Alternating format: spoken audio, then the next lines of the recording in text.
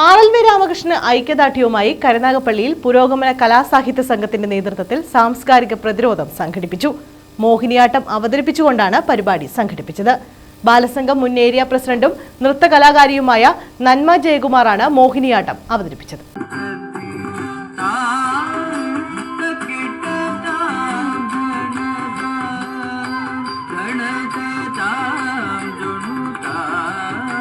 Kalamandalam സത്യഭാമയാണ് RLV രാമകൃഷ്ണന്റെ പേരെടുത്തു പറയാതെ വർണ്ണവെറി പ്രസ്താവന നടത്തിയത്. ഇത് കലാകേരളത്തെ വലിയ തോതിൽ വേദനിപ്പിച്ചു.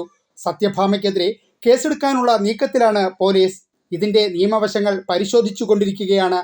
പുരോഗമന കലാസാഹിത്യ സംഘം കൊല്ലം ജില്ലാ പ്രസിഡന്റ് ബീന സജീവ് കരുനാഗപ്പള്ളിയിൽ സംഘടിപ്പിച്ച സാംസ്കാരിക പ്രതിരോധ സംഗമം ഉദ്ഘാടനം ചെയ്തു. ഒരു പരിഷ്കൃത സമൂഹത്തിന് ഒരിക്കലും യോജിക്കാത്ത തരത്തിലുള്ള ഏറെ അപലപിക്കപ്പെടേണ്ട ഒരു പരാമർശമാണ് കലാമണ്ഡലം സത്യഭാമ എന്ന് അറിയപ്പെടുന്ന അവർ കലാമണ്ഡലം എന്ന പേരിനെ ദുരുപയോഗം ചെയ്യുകയാണ് എന്നുള്ളത് നമുക്ക് എല്ലാവർക്കും അറിയാം. യഥാർത്ഥ കലാമണ്ഡലം സത്യഭാമ മോഹിനിയാട്ടത്തിന് മഹത്തായ സംഭാവനകൾ നൽകിയ വ്യക്തിത്വമാണ്.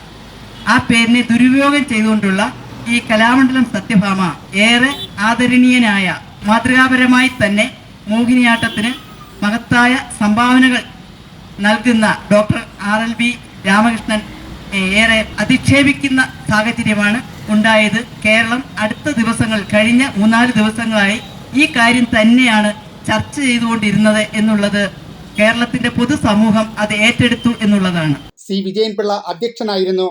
അനിൽ R. പാലവിള സ്വാഗതം പറഞ്ഞു. VP Jayaprakash Menon, R. രവീന്ദ്രൻപിള്ള, അനന്തൻപിള്ള, ഷീല ജഗധരൻ തുടങ്ങിയവർ പങ്കെടുത്തു. News bureau, Karunagappally.